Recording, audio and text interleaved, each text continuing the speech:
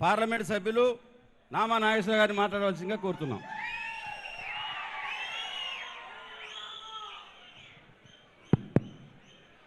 సభాధ్యక్షులు గౌరవనీయులు సండ్ర వెంకటవీరయ్య గారికి, ఈ రోజున ఈ కార్యక్రమానికి వచ్చినటువంటి మన యువ నాయకుడు, ఫ్యూచర్ తెలంగాణ నాయకుడు, మన అందరి అభిమాన నాయకుడు ఈ రోజున మనకు వస్తాడంటే మామూలుగా లేదు. ఇక్కడ చాలా సంతోషం. కేటీఆర్ గారికి, రవిచంద్ర గారికి, మన మాజీ మంత్రివర్యులు పువ్వాడ గారికి, అదేవిధంగా వేదిక మీద ఉన్నటువంటి పెద్దలకు, మరి ముఖ్యంగా ఇక్కడికి ఇంత పెద్ద ఎత్తున వచ్చినటువంటి మీ అందరికి కూడా పేరు పేరున నమస్కారాలు.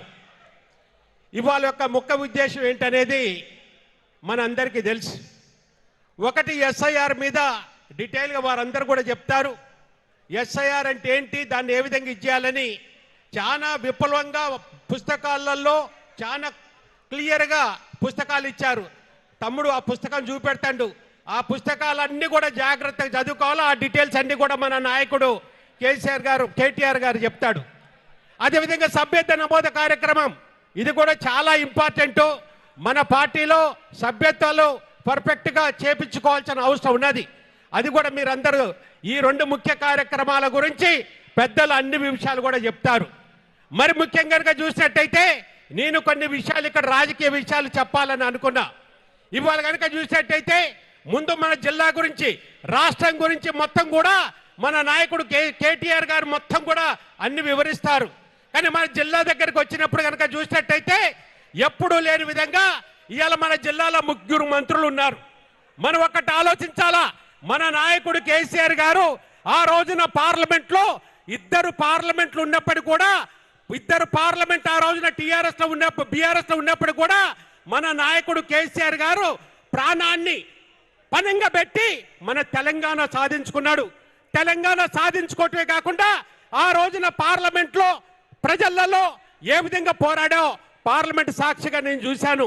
అటువంటి నాయకుడు ఈ తెలంగాణ అభివృద్ధి జరగాల, తెలంగాణ ప్రజలు బాగుండాలా, తెలంగాణ రైతాంగం బాగుండాలా, తెలంగాణలో ఉన్నటువంటి బడుగు బలహీన వర్గాల వాళ్ళందరూ కూడా బాగుండాలని ఆ రోజున మన నాయకుడు ఆలోచన. ఎప్పటి నుంచో 60 సంవత్సరాల కలని మన నాయకుడు కేసీఆర్ గారు మరి ప్రాణాన్ని పణంగా పెట్టి ఎట్టి పరిస్థితుల్లో కూడా తెలంగాణ రావాలా, తెలంగాణ ప్రజలందరూ కూడా బాగుండాలని ఆ రోజున అనుకున్నాడు. అదేవిధంగా తెలంగాణ సాధించుకున్నాం. తెలంగాణ సాధించుకున్న తర్వాత రాష్ట్రం అంతా కూడా ఒక పక్కన ఉంటే మన జిల్లా ఒక పక్కన ఉన్నట్టుగా అయిపోయింది. తెలంగాణ సాధించుకున్న తర్వాత మొదటి ఎన్నికలలో ఒక సీటు మనం ఇచ్చాం ఖమ్మం జిల్లాలో. రెండోసారి కూడా ఒకటే సీటు వచ్చింది, మూడోసారి కూడా ఒకటే సీటు వచ్చింది.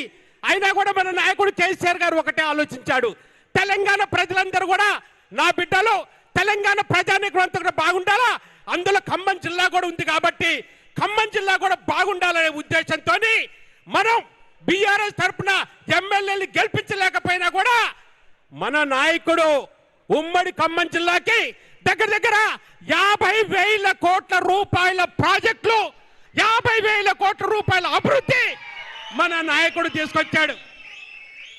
మాయ మాటలు, మోసపు మాటలు చెప్పి ఏదైతే ఇప్పుడు అధికారులకు వచ్చిన తర్వాత మన జిల్లాలో ఎప్పుడూ లేదు. ఇలా 3 మంత్రులు, 5 నియోజకవర్గాలు ఉన్నటువంటి మన ఖమ్మం జిల్లా 3 మంత్రులు ఉన్నారు. ఇక ఆ 3 మంత్రులు ఏమనాలి కానీ ఆ 3 మంత్రుల గురించి మాట్లాడాల్సిన అవసరం ఒక నిమిషం ఉన్నది. మీరు చూశారు వీళ్ళు 3 మంత్రులు వచ్చిన తర్వాత ఏం మాటలు మాట్లాడతారండి. వీళ్ళు చేసేదంతా కూడా అవినీతి, అక్రమాలు తప్పితే, నా యొక్క కార్యకర్తలు బీఆర్ఎస్ కార్యకర్తలు ఇబ్బంది పెట్టని తప్పితే వీళ్ళు జిల్లాని అభివృద్ధి చేసిందంటూ ఏం లేదు. ఆ రోజున మనం చేసిన అభివృద్ధిని వీళ్ళు చెప్పుకోవటం మొదలు పెడుతున్నారు. ఇవాళ ఒక ఆయన వ్యవసాయం పెద్ద మనిషి అనకూడదు. ఇక ఆయన అయితే ఒకటే అంటాడు, ఈ అంతా కూడా ఖమ్మం జిల్లా అభివృద్ధి అంతా కూడా నేనొత్తనే అభివృద్ధి జరిగింది, ఈ 40 సంవత్సరాల్లో ఖమ్మం జిల్లా అభివృద్ధి అంతా నేను చేసినని చెప్తాడు. చాలా బాధ అనిపిస్తుంది. ఈ మాట నేను బాధతో చెప్తున్నా. ఈ గడ్డ మీద నుంచి ఇక్కడి నుంచి ఎమ్మెల్యే చేస్తే మీరు అధికారం గురించి అక్రమంగా పార్టీలు మారి మీకు రాజకీయ భిక్ష పెట్టి పునర్జన్మించినటువంటి మన కేసీఆర్ గారిని కూడా ఏ విధంగా చేస్తుంటా మీ అందరికీ తెలుసు. ఇవాళ ఆయన వ్యవసాయ మంత్రి, ఇవాళ ఎరువులు కట్టలే తీయలేడు కానీ యాప్ పెట్టేశాడు. ఆ డీటెయిల్స్ అన్ని కూడా మన కేటీఆర్ గారు చెప్తాడు. ఒక బాధ ఏమనిపిస్తుంది అంటే ఇవాళ అధికారం గురించి పోతే పోయినావు, కానీ మాటలు మట్టికి మామూలు మాటలు కాదు. మాటలు మట్టికి మామూలు మాటలు కాదు. మన సీతారాం ప్రాజెక్ట్ దగ్గర నుంచి మొదలుకుంటే ఆ సీతారాం ప్రాజెక్టు మన 80% వర్కులు కంప్లీట్ చేసినాం. ఒక పంపు పెట్టిండు, ఒక నీళ్లు చల్లుకున్నాడు, పేపర్లు ఇచ్చిండు. కానీ ఇవాటికి ఒక్క ఎకరం అంటే ఒక్క ఎకరానికి కూడా సాగుబడి కాలే. నా జీవిత లక్ష్యం అని చెప్తా అంటాడు. మళ్ళా ఇట్టనే ఈ ముగ్గురు మంత్రులతోని ఈ జిల్లా ఏమాత్రం కూడా అభివృద్ధి కాదు కదా, అవినీతిమయమైపోయింది. పేదోళ్ళ ఇళ్ళు పడేయటం తప్పితే, పేదోళ్ళని ఇబ్బంది పెట్టడం తప్పితే ఏ విధంగా ఉన్నదో మీరు అందరూ కూడా ఆలోచించాల్సిన అవసరం ఉన్నది. మీ అందరిని నేను ఒకటే కోరుకుంటున్నా. ఆ రోజున ఎవరు ఎరువుల కొరతుంటే, పార్లమెంట్ జరగబోతుందంటే, పంట కొట్టలేదంటే, రైతు ఇబ్బంది ఉన్నాడంటే మన నాయకుడు కేసీఆర్ గారు మా అందరినీ కూడా పార్లమెంట్ మెంబర్లందరూ కూడా కూర్చోబెట్టుకొని మీరు ఏం చేస్తారో నాకు తెలియదు, తెలంగాణ విషయంలో పోరాటండి, పార్లమెంట్ ని స్తంభింపజేయండి, పార్లమెంట్ నడవలేకుండా మన రాష్ట్రానికి రావాల్సినటువంటి ఎరువులు, మన రాష్ట్రంలో పండించినటువంటి పంటని కొనుగోలు చేయాలని చెప్పేటోడు కేసీఆర్ గారు వచ్చిండు, కేటీఆర్ గారు వచ్చిండు, మన మంత్రులందరూ కూడా వచ్చిండ్రు. మేమందరం కూడా పార్లమెంట్లో పోరాడినాం, పార్లమెంట్ బయట పోరాడినాం. మా యొక్క రైతుల పంటలు కొనాలని చెప్పేసేసి ఎట్లా పోరాడాం అట్లా పోరాడాం. ఇప్పుడు చూసిండ్రు, ఇటు ఒక 8 మంది ఉర్రు, అటు ఒక 8 మంది ఉర్రు. ఇవాళ లోక్సభలో బీఆర్ఎస్ ఎంపీ లేకపోవటం వల్ల పెద్ద ఎత్తున తెలంగాణ ప్రజలకి అన్యాయం జరుగుతుంది. తెలంగాణ ప్రజల వాయిస్ని ఇవాళ పార్లమెంట్లో మాట్లాడటం లేరు. ఎరువుల గురించి చూడండి ఎట్ట మాట్లాడతారో. ఎరువుల గురించి ఆ రోజు ఎట్టుండే, ఈ రోజు ఎట్టుండే. నేను మీ అందరినీ కోరుకునేది ఒకటే, మళ్ళా మన నాయకుడు కేసీఆర్ గారు వస్తేనే మళ్ళా మన బతుకులు పచ్చబడతాయి. ఇవాళ నేను కేటీఆర్ గారి దగ్గర నుంచి, కేటీఆర్ గారితో పాటు హెలికాప్టర్లు వచ్చిన, ఇంతకుముందు కూడా చాలా సార్లు హెలికాప్టర్లు వచ్చినండి. హైదరాబాద్లో మొదలుకుంటే సత్తిపల్లి దాకా కానీ, ఖమ్మం కానీ ఎటుపోయినా కూడా మొత్తం కూడా పచ్చగా ఉండేది పంటలు. ఇవాళ చూస్తే పాడుపడ్డ భూములు లేకున్నది మొత్తం. ఇవన్నీ కూడా మీరు ఆలోచించుకోవాలా. మన నాయకుడు భారతదేశ చరిత్రలో మన నాయకుడు లాంటి కేసీఆర్ గారు లేడు. మీకు అర్థం చేసుకోవాల్సిన అవసరం ఉన్నది. ఈ మాట ఎందుకు చెప్తానంటే, నేను ఇక్కడ రైతు బిడ్డని, రైతు బిడ్డగా, తెలంగాణ బిడ్డగా నా కళ్ళారా పల్లెటూర్లలో ఇబ్బందులు కళ్ళారా చూసినండి. ఇదే సత్తిపల్లిలు, కొద్ది గొప్ప సత్తిపల్లిలో అండర్ గ్రౌండ్ వాటర్ ఉండేది. మిగతా ఖమ్మం జిల్లాలో తాగటానికి నీళ్లుండే కావు, సాగుకు నీళ్లుండే కావు. మన నాయకుడు కేసీఆర్ గారు వచ్చిన తర్వాతనే తాగునీటికి ఇబ్బంది లేకుండా, సాగునీటికి ఇబ్బంది లేకుండా బ్రహ్మాండంగా చేసిండు. మీ అందరికీ తెలుసు. నేను ఇంతకు ముందైతే జిల్లా మొత్తం కూడా నామముత్తయ్య గారు ట్యాంకర్లు నడిపిటోడు. ఎండాకాలం వచ్చిందంటే ఇక్కడ మీ సత్తిపల్లి కూడా ఒక ట్యాంకర్ పంపిన.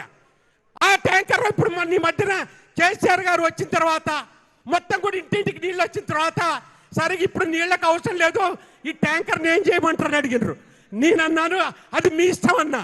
ట్యాంకర్ అయితే ఉంచుతాం సార్, ఎవడన్నా చచ్చిపోయిన దగ్గరనో లేకపోతే ఎక్కడైనా పెళ్లి జరుగుతుంటనో ఎప్పుడన్నా ఉపయోగించుకోమని చెప్పిన. ఇది కేసీఆర్ గారు రాకముందు తెలంగాణ పరిస్థితి. నేను అందరినీ మిమ్మల్ని ఒకటే కోరుకుంటున్నా, మన అందరం కూడా వాటి నుంచి మొదలుకొని ఊళ్ళల్లో ప్రజలలో తిరిగి ప్రజలని చైతన్యం చేసి ఎట్టి పరిస్థితులలో మళ్ళా మన తెలంగాణ బాగుపడాలన్నా, మన గ్రామాలు బాగుపడాలన్నా, మన రైతాంగం బాగుపడాలన్నా మళ్ళా మనకి కేసీఆర్ గారే దిక్కు. నేను చాలా క్లియర్గా చెప్తాను. ఇంతకుముందు ఎట్టుండే ఒకటే ఒక మాట చెప్తా, రైతు బంధు గురించి నేను పార్లమెంట్లో ఒకసారి మాట్లాడా. మేము ప్రతి సంవత్సరం ప్రతి ఎకరానికి 10,000 రూపాయలు ఇస్తున్నాం అంటే వివిధ రాష్ట్రాల ఎంపీలు ఏంటి సార్ ఇది నిజమేనా, మీరు 10,000 ఇస్తారు ఎట్టిస్తారని అన్నాడు. అదే మన నాయకుడు భారతదేశంలో ఎవరు కూడా ఆలోచించలే. స్వతంత్రం వచ్చిన తర్వాత ఈ రైతాంగం బాగుండాలా, రైతుకు అండగా ఉండాలని చెప్పి రైతు బంధు అని పెట్టాడు. ఆ రైతు బంధు పెడితే ఈవెన్ ఇవాళ నేను చెప్తానా, ఇవాళ దేశంలో ఎన్నో రాష్ట్రాలు మన నాయకుడు పెట్టిన రైతు బంధుని కాపీ కొట్టినాయి. రాష్ట్రాలే కాదు కేంద్రం కూడా మోదీ గారు కూడా ఈ కాపీ కొట్టాడు.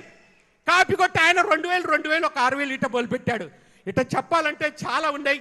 మీ అందరిని ఒకటే కోరుకుంటున్నా, ఇవాళ దగ్గర రైతుల ఖాతాలలో 80,000 రూపాయలు 80,000 crores మనం దగ్గర 1,00,000 కోట్లు మన నాయకుడు కేసీఆర్ గారు రైతుల అకౌంట్లలో వేసిండు. ఇవాళ చూస్తున్నాం ఈ ముండమోపి ప్రభుత్వం 2.5 సంవత్సరాల తర్వాతగా రైతుకి రైతు బంధు ఎగ్గొడతంటే ఇప్పుడు ఒకటి చేసిండ్రు, ఇప్పుడు ఒకటి చెప్తుండ్రు. ఒకసారి ఒక ఎకరానికి ఒకసారి రైతు బంధు వేయాలంటే పెద్ద మీటింగ్ పెడతాడు. ఇప్పుడు మనకి 30వ తారీఖున ఇక్కడ మధ్యలో ఒక మీటింగ్ పెడతారు. ఏం మీటింగ్ అయ్యా అంటే 2 ఎకరానికో 3 ఎకరానికో రైతు బంధు వేస్తాడట. సిగ్గు చేటు. అంతకుముందు కేసీఆర్ గారు ఉండే ఎట్టుండేది? ఇసంటి యదో పనులు ఎప్పుడైనా చేసిండా ఆయన? వీళ్ళన్నీ యదో పనులు చేసుకుంటూ పోతారు. ఒక ఎకరానికి ఒక్కొక్క మీటింగ్ అట. ఒక ఎకరైతే ఒక మీటింగ్, ఒక ఎకరైతే ఒక మీటింగ్, ఒకసారి అటు మీటింగ్ ఇటు మీటింగ్. మిమ్మల్ని అందరినీ కోరుకునేది ఏంటంటే, మన నాయకుడు యువ నాయకుడు కేసీఆర్ గారు చెప్పిన మాటలు మనం వినాలి. కాబట్టి ఇంకా చాలా మాట్లాడాలున్నా మీ అందరిని కోరుకునేది ఏంటంటే, వారు ఏదైతే చెప్తారో అవన్నీ కూడా మీరు ఆలకించి ఆ విధంగా అన్ని విధాలు కూడా మీరు పని చేయాలని, మళ్ళా రాబోయే టైంలో ఉమ్మడి ఖమ్మం జిల్లాలో మన యొక్క గులాబీ జెండా ఎగరేయాలని కోరుకుంటూ మీ వద్ద సెలవు తీసుకుంటున్నాను.